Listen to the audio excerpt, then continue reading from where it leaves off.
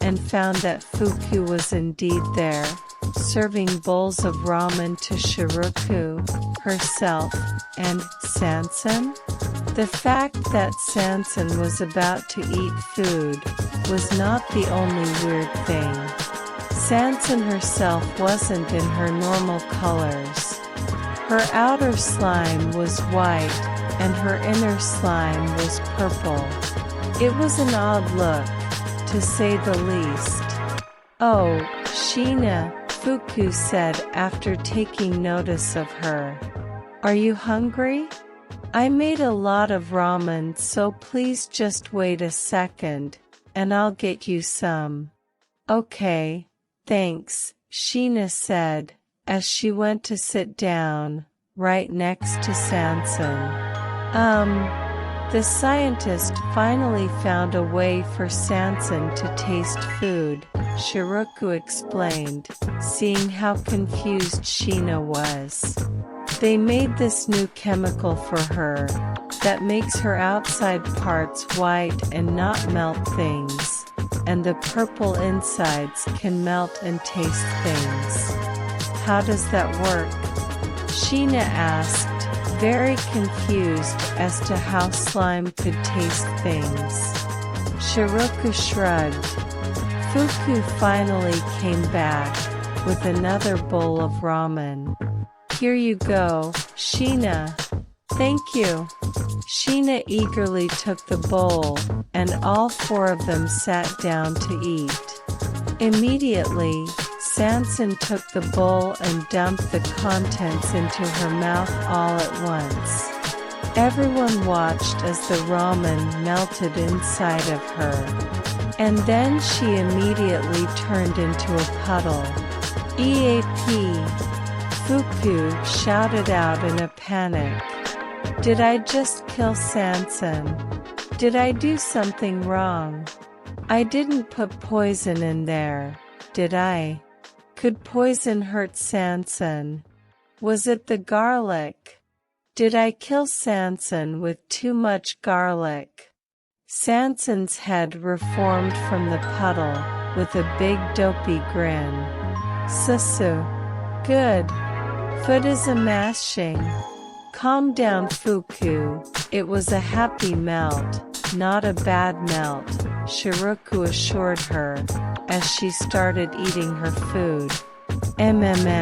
Seriously, Fuku. How could food so good ever kill someone? How do you do this?"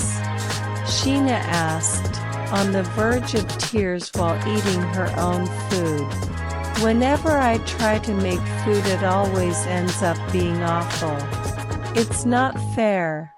It's not fair, damn it." "I'm sorry?" Fuku said to try and console the girl. "You can apologize by giving me half of your talent." Sheena pouted. "Or even just 10% of your talent.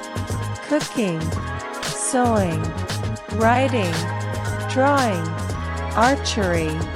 Just give me one. Come now, Sheena, you have your own talents." Shiroku encouraged her. "Your singing voice is something to behold. I honestly can't wait until you've mastered it and I can fully appreciate it. But that's it. That's my only thing." Sheena sighed. "I've got one thing. I'm a one-note character. I'm gonna be that person that shows up to every party with a guitar, even though it was only cool the first 2 times. I mean, you can fight, Fuku pointed out. That's something. That's not a talent. It's not even really something I can do. Sheena moped. That's just my quirk. What's the difference between quirks and talent? Sanson asked. Everyone took a second to really process that question. They knew that there was a difference, but when they really thought about it, the two were more similar than they first thought. Both were things that one was born with, sometimes dictated by genetics, that usually benefited a person, but would also usually require a lot of hard work to hone. Does that make my quirk a talent? Sheena pondered. But it still feels like cheating when I use it. I mean, I can just slash and do pretty much anything. Well, I guess the difference between quirks and talents is that quirks are just way stronger, Shiruka said. At least some of them are. Still, I think that saying using quirks to help you do things is a bit unfair. I mean, I use my quirk for my passion. Yeah, but you're different. You still go through hours of practice. I just have to cut myself once, and I'm good. Sheena sighed. So it's kinda like how Ken makes video games? Shiruka pointed out. Well, I don't think Ken cares too much about the art of making video games, or what's cheating or not, Sheena explained. Then again, I don't know that for sure. He doesn't. Trust me. Fuku sighed. He just wants to make cool things, and use them to make money. Yeah. He's a pretty simple person, Shiruka said. Oh, and Fuku dear, how is your planet exploring ideas coming along? Slowly, but pretty well, Fuku said. I'm using the sim room and the lab to help find new ideas and learn more about certain places. Also, I've learned I never want to go to a desert, ever. How do people live in places like that? I can't wait to play that one day, Sanson said. A game like that sounds super cool. Oh well, I was kinda hoping maybe you'd help me with making some landmarks, Fuku asked shyly. I mean, your landmark art pieces are so amazing. If I could get that in this game, I think people would really get attached to it. Sure, Sanson said, giving her a big thumbs up. You two make me a bit jealous. Working on such massive projects.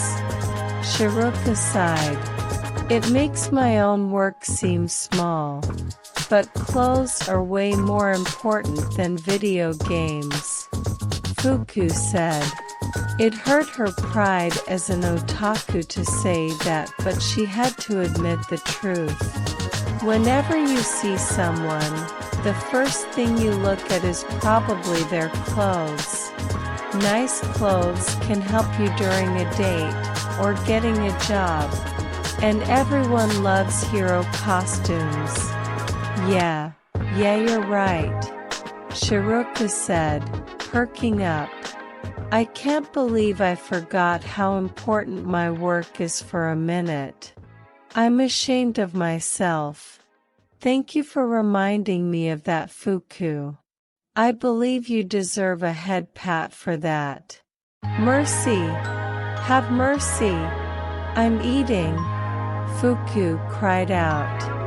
Fine. But the moment you're done, I'm giving you head pats, Shiruka said with a smile. Don't try and run. You won't get far. I know.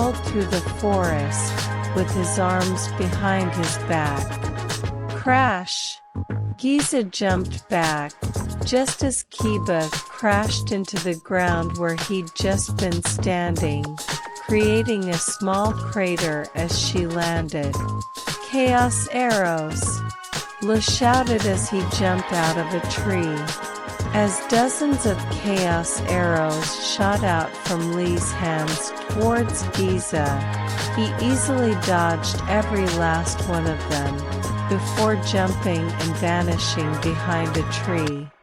Kiba formed a rough-looking hand out of shadows, and grabbed the tree, quickly uprooting it, only to reveal that Giza had vanished.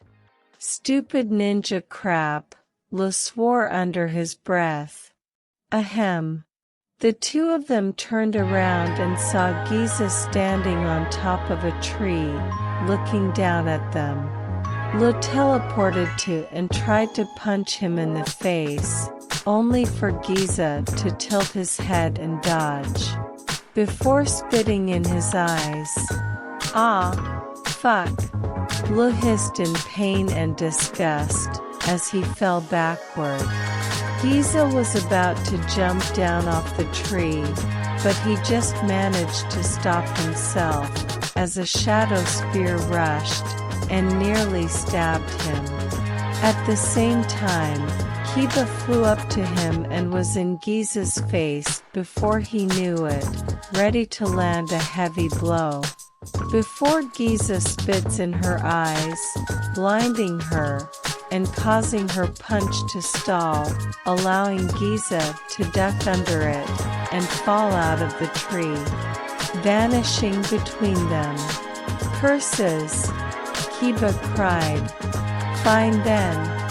You leave me no choice. Kiba raised her hand and started gathering up shadows and bringing them up into the sky. Those shadows formed into an orb in the sky that grew larger, and larger, and larger, until it grew into a massive black ball that almost seemed to radiate shadows, like the sun radiates light. All things have shadows, for where there is light, there is dark. Kiba chanted. Unseen sun, shine your shadow upon the world. So commands your master. Black sun's flare.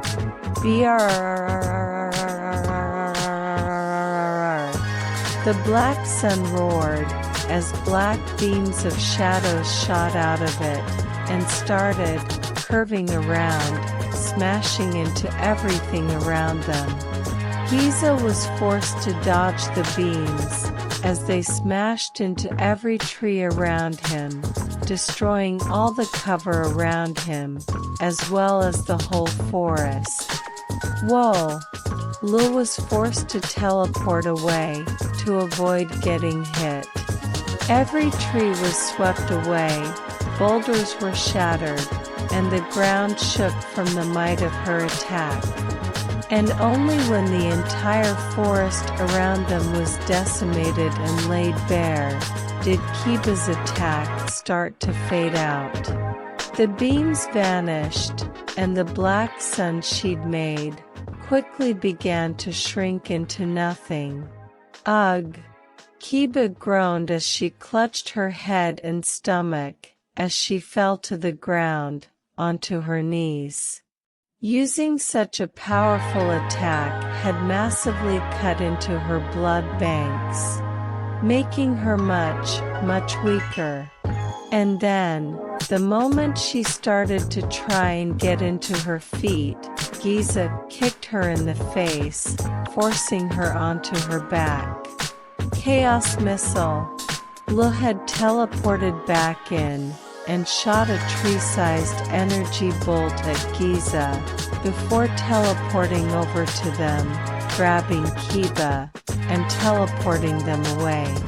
Giza jumped to the side as the missile sailed by him, only for the missile to burst open into hundreds of tiny sharp energy fragments. Giza had no way to dodge this, and could only use his arms to cover his face and chest, as his body was cut and punctured by chaos energy.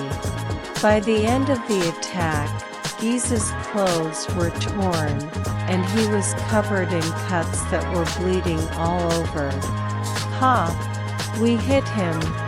We actually hit him!"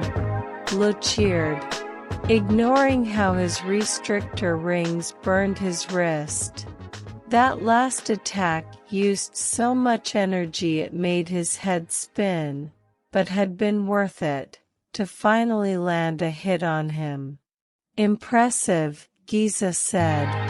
"To acknowledge your lack of skill, and compensate with overwhelming power and teamwork. Well done." "Heck yeah!" Lu and Kiba high-fived, with huge grins on their faces. Sure, they didn't technically beat him, but getting this far was pretty sweet in their opinion, because it meant they were getting stronger.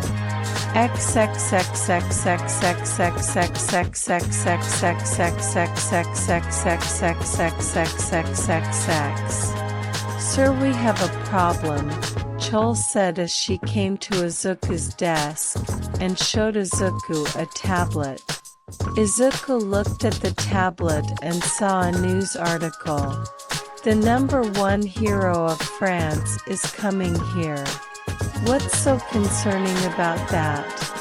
"Please read the rest of the article," Chol told him. "Okay, she wants to help the poor citizens of Japan in this trying time, and she's specifically here to find her cousin, Manami, Iba." "Oh." Izuku scowled. "Yeah, that's not good for us." "What should we do, sir?" Chol asked. "Call them, I'll have them stay with the Sky Pirates until she leaves." Izuku sighed. "Hopefully, they can avoid having an encounter with them." "And if they do?" Chol asked. "Then we pray they're equipped to deal with the situation," Izuku said, rubbing his temples. "Otherwise things are going to get more complicated for us."